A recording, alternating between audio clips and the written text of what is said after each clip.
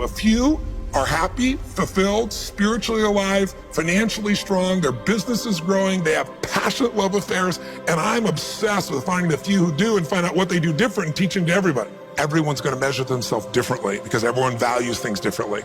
Some people value success or significance. Some people value love more. Some value just basic levels of certainty. So when I look at the specific metrics, I really look at metrics of what are the things that need to be measured to know if your life is going to work or not.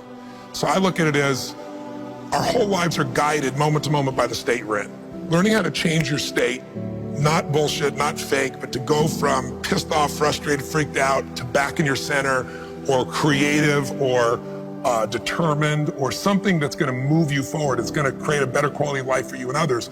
That's a critical skill set. So moment to moment, our life's controlled by our states. Yep. You know, if you're in an angry state, you're going to respond differently than if you're feeling playful. But what controls those states long term is your model of the world, your worldview. Everyone has different goals and dreams and desires. But as I traveled around the world to 100 countries, I started going, holy shit, I'm seeing the same problems. What's underneath it? I began to see that there are these same 6 human needs that we all have, the same needs. We all have a need for certainty, that we can avoid pain and we can have some pleasure, some comfort. We all need uncertainty. We need variety, or we feel dead inside. If you're totally certain, you're bored. If you have total variety, you're like freak out. And it's not a balance. It's learning which of these you need more as a person. Everyone's developed a different set of values in that area.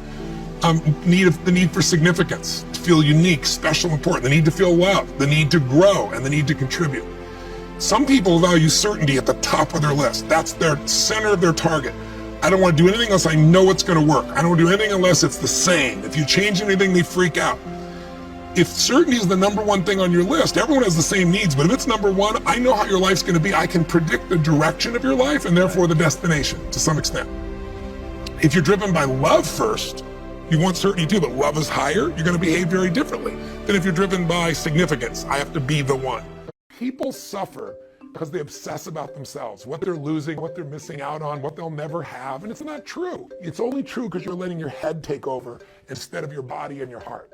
Well, anybody who's plateaued in their job or stuck or says they don't know what to do and they say, you know, what am I going to do? You'll never get the answer from that state of mind. If you're angry, if you're pissed off, if you're frustrated, if you're bored, your brain's not going to come up with the same answers as if you're feeling inspired or hungry. The first way to break out of it is to feed that mind. I made a goal that said I'm going to read an hour a day, not the newspaper, something, somebody's biography, so I could realize that the most successful people on earth have been through hell, and how they did it, learning their strategies, or something on philosophy or strategy or physiology. And then the second thing I did is I realized that my fear was taking over, right? Fear is physical. So is courage. It's also physical. You feel that sense of power or certainty in your body. So what I did is I trained myself every day, even if it was only 10 minutes, to do something incredibly intense physically. When all that blood is rushing to your body and that force of will is coming out in you, it changes the way you feel mentally, emotionally, and it changes your performance. And then the third thing I decided I needed to do was to really be crystal clear about what I wanted, what was my goal, and who's a role model I could learn from.